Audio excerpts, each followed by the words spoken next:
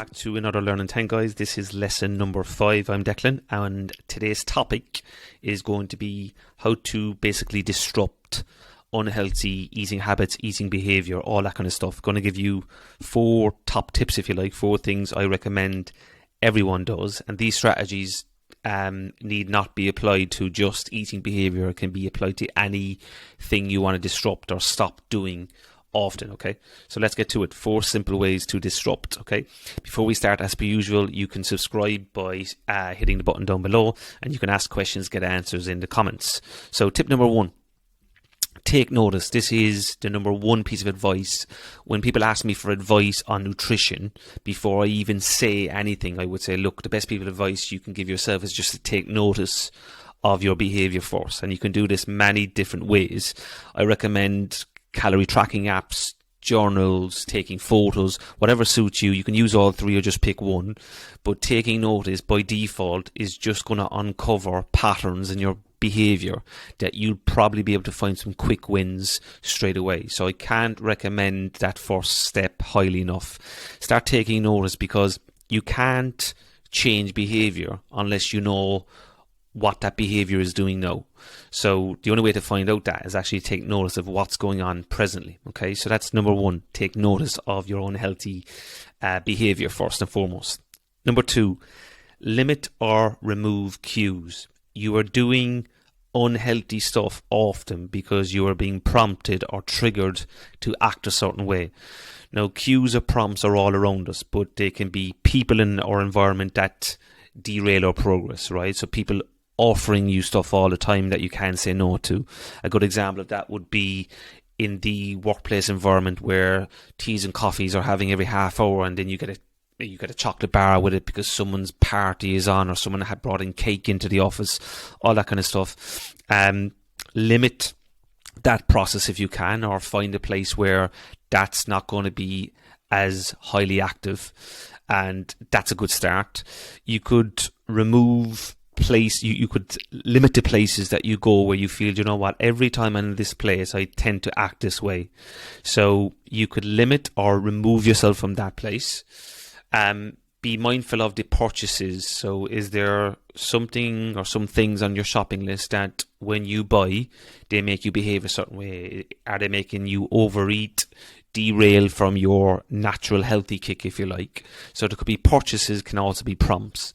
And last but not least, take a look at your environments, the kind of places you spend most of your time, which are usually home and your workplace. There's probably prompts or cues in this environment that's getting you to act a certain way. So you can either limit these or remove these altogether. So for example, out of sight, out of mind does work. If there's Christmas cake left over, or if there's chocolate in the house, or if there's triggering foods that tend to make you binge or overeat, then removing them obviously removes the cue, it removes the prompt. Okay, next, let's get to it. You could also start around choosing an alternative that provides the same stimulus, right? And this is just one example, but perhaps you could switch to a lower calorie, sugary free that still gets you to practice that behavior, right? So for example, someone switching from Coke to unsweetened Coke, for example, that might be a nice alternative, and people might get the same kick out of that, but it's obviously less calorie dense, and that can be a healthier alternative for them. If that's the move, the most practical move that people can make right now, that's healthier than where they were, then that's the best place to go, right? So definitely think about alternatives that could give you the same kick but could be a healthier version. Last, you could join a supportive culture. Now this is a really practical one. There is probably people either online or offline, I should say, that are doing are probably practicing what you want to do more of, right? So perhaps there's a walking group or a running group or a gym class or whatever it may be. When you join a supportive culture and you want to be part of that group, right? It's the whole team environment thing.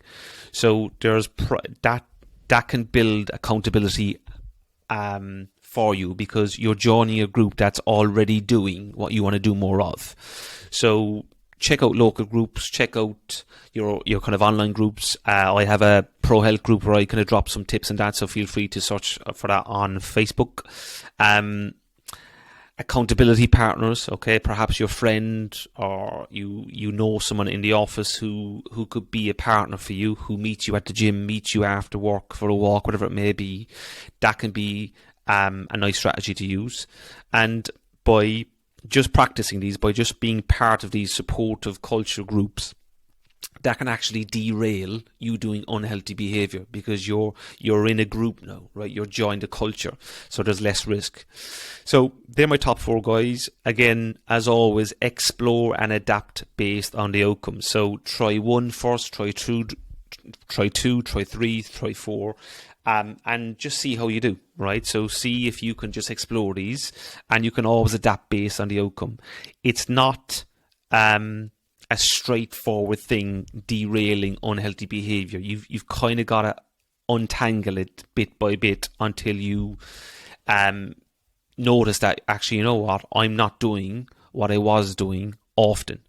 So that's definitely a good place to start. Those 4 top tips, if you like, can be a really nice practical strategies for people. So that is it for today. That was lesson number 5, guys. As usual, if you want me to cover any topic of your own accord, if you like, you want me to cover something that hasn't been covered, or you're wondering how to approach something, by all means, pop your topic down below in the comments, and I'll aim to get it covered in a lesson for you. Okay, so I hope that was helpful. This was lesson number 5, and this was learning 10. Have a great day, evening, whatever time you are watching this, and back next Sunday as per usual with another lesson for you. Take care.